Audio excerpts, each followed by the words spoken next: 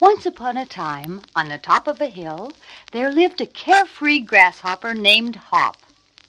Hop loved to sing and dance and play his fiddle. He and his friend Gabriel, who was a cricket, never did a lick of work.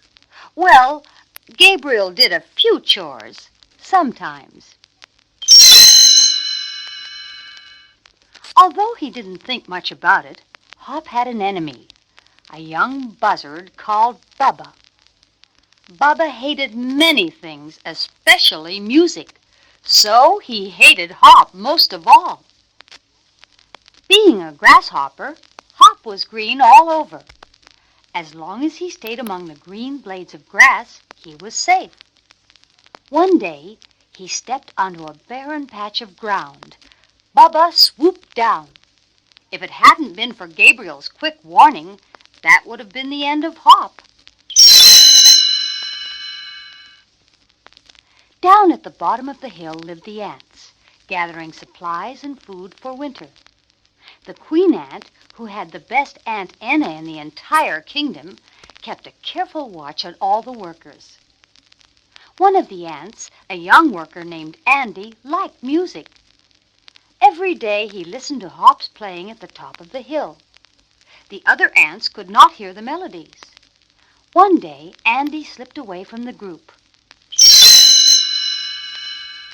"I want to sing," said Andy as he climbed the hill. "I must go where the music is." "Welcome," said Hop. "Would you care to take a chorus?" Both Gabriel and Hop praised Andy's singing. "We'd make a fine trio," said Hop. "You've got a quartet now," said the queen, who had followed Andy up the hill. "Home," she commanded. Home he went, fast. After that, Andy worked hard to make up for his time off. Then summer was gone, and Hop and Gabriel were alone on the hilltop. Even the other grasshoppers were getting ready for winter. The cold weather brought out all the meanness in Bubba the buzzard. Every time he heard Hop's music, he would fly into a rage. His mother did not know what to do with him. The ants moved into their winter home. Hop was not playing any more. He and Gabriel were hungry and cold. "I can't stand it," said Gabriel. "I did do a little work. Maybe the ants will let me in." The crickets said goodbye to Hop and left. By now, the ground was covered with snow. Bubba knew that at last he could find Hop. A green grasshopper would show up very well against all that whiteness. The buzzard flew back and forth across the ground, searching. Hop was completely alone now, with no one to blame but himself. No home, no place to go. Only Bubba's shadow, dark and threatening, up above. Hop stumbled on through the deep snow. Finally, he fell down by a little round hill. Hop didn't know it, but under the snowy hill was the ants' winter home, all warm and cozy.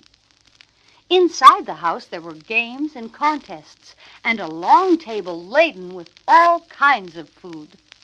All the ants were relaxed and having fun. Andy, who was in a nice warm bathrobe and slippers, was singing for the queen. He was very popular indeed.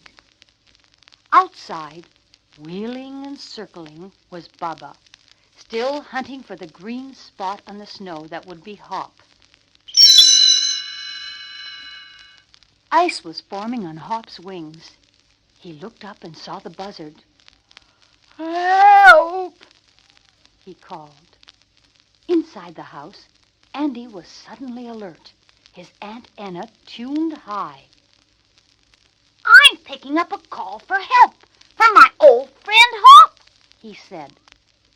The queen could hear nothing. Andy's Aunt Enna must be better than hers. So she promptly made him king. "To the rescue! Open the door!" said King Andy.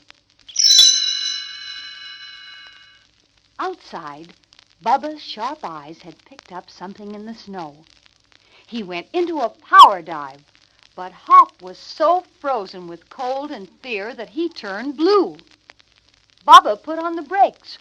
No, it isn't Hop. It's something blue," he screamed, and headed upward straight into a hailstorm. The army of ants under the new King Andy quickly rescued Hop. They put him in a nice warm tub and fed him hot broth.